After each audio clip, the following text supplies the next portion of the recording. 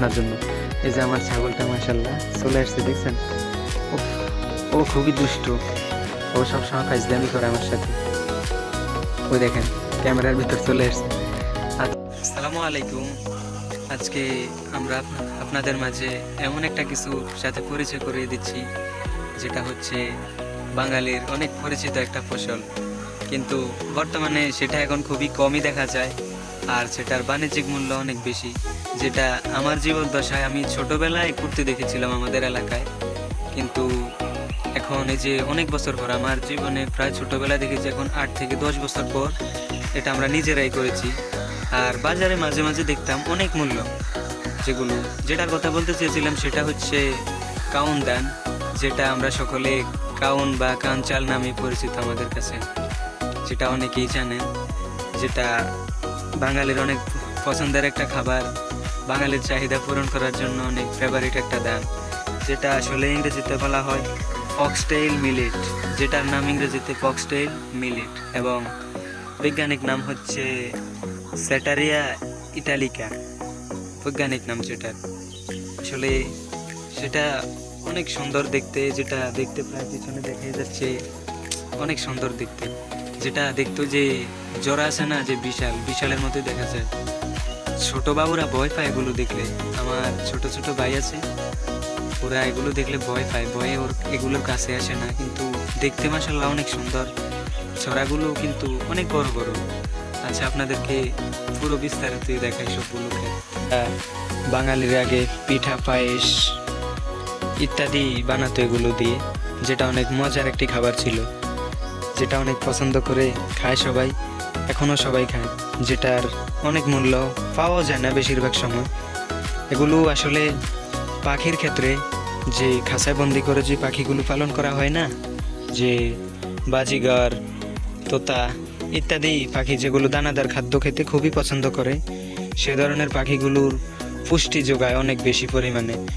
বন্দি থাকাকালীন তো ওই পাখিগুলোর অনেক পুষ্টির প্রয়োজন, যেটা উড়তে পারে না, ভিতরে বন্দি থাকে, তাই এগুলোকে বিভিন্ন ফ্রুটস এবং দানাদার খাদ্য হিসাবে এই খাবারগুলোই বেশি খাওয়ানো হয়, যেটা আপনারা অনেক হয়তো বা এর সাথে পরিচিত। এগুলো ছোটবেলায় যখন বের হয় তখন এই যে একবারে সবুজ সবুজ থাকে, যেটা একবারে ছোট ছোট, কিন্তু যখন বড় হয়ে যায় তখন এই যে পেকে গেলে এরকম একটা লালচে ভাব চলে আসে, আরও কালো হয়ে যাবে এগুলো যখন পরিপূর্ণ থাকবে।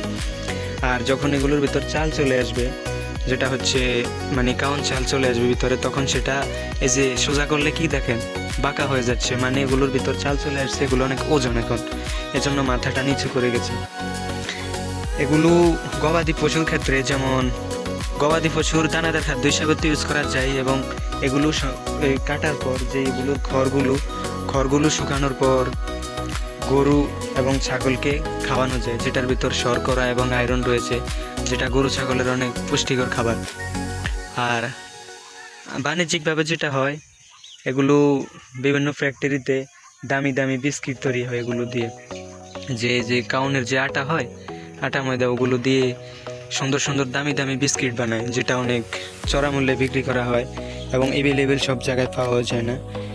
এটাই হচ্ছে সেই কাউন ধান। যদি দেখাই আমি পুরো ক্ষেতটা আস্তে ধীরে, সবগুলো এই যে দেখেন দূরে দেখা যাচ্ছে, আসলে এগুলো একটু পাতলা পাতলাই করেছিলাম আমরা, যেটা আসলে একটা জমিতে আমরা দুটো ফসল চাষ করেছিলাম। যেমন ফার্স্ট অফ অল এখনো গাছগুলো মরে গেছে, যেমন আমি দেখাচ্ছি, এই যে ক্ষীরা গাছ দেখতে পাচ্ছেন, এই যে এখন বয়স হয়ে গেছে, ক্ষীরা বিক্রিও করা শেষ, আর পাশাপাশি এগুলো লাগিয়েছিলাম, তাই এখন এগুলো একটু পাতলা মনে হয়। এই যে পাতলা হলেও অনেক ফলন হয়েছে, আর পাতলা হলে কি হয়, এগুলোর ছড়াগুলো অনেক বড় বড় হয়, যেটা ওজন অনেক। এই যে আরও সামনে একটি ধান দেখা যায়, যেটা হচ্ছে অন্তত 10 থেকে 12 ইঞ্চি লম্বা হবে, যেটা মাশাআল্লাহ বলবেন সবাই, অনেক বড়। এই যে আমাদের সাথে সামনে আরও একটি ধান, যেটা মাশাআল্লাহ আরও অনেক বড়, যেটা ক্যামেরায় কতটুকু দেখা যায় সেটা আপনারাই ভালো দেখেন, কিন্তু মাশাআল্লাহ বলবেন অনেক বড় বড়। যেটা আসলে এগুলো চাষ করা সহজ কেন জানেন, এগুলো অনুর্বর জমিতে অনেক বেশি হয়, ভালো ফলন দেয়, বেশি হয় বলতে অনেক ভালো ফলন দেয়, এবং কম সেচ প্রয়োজন হয়, এমনকি অনেক খরা সহনশীল একটি ফসল এগুলো, খরার ভিতরে অনেক ভালো হয় এগুলো, যেটা আপনি পানি দেওয়া নিয়েও তোটা টেনশন করা লাগবে না। আর যেটার আপনি আন্তর্জাতিক বাজার বলবেন, যেটা বিদেশে রপ্তানি করে বৈদেশিক মুদ্রা আর করা সম্ভব এগুলো বিক্রি করে। এমনকি বর্তমান বাজারে এগুলো খাদ্য সচেতনতা বাড়ায়, স্বাস্থ্য সচেতনতা বাড়ার কারণে এগুলোর চাহিদা অনেক, যেটার মূল্য এখন অনেক দিতে হয় মানুষের, যেটা কিনতে গেলে প্রচুর টাকা লাগে, সাধারণ চালের তুলনায় অনেক বেশি এগুলোর দাম। এই যে আরো সুন্দর সুন্দর আছে, যে অনেক সুন্দর। আর এগুলোর ভিতর অনেকটা ঘাস হয়ে গেছে এখন, অনেক বড় বড়। আর আমাদের তো ছাগল আছে, যেটা তোতাপুরি ছাগল, আপনারা জানেনই। মাশাআল্লাহ, ঘাসগুলোও কিন্তু অনেক সুন্দর, নিচ থেকে অনেক ভালো দেখা যাচ্ছে।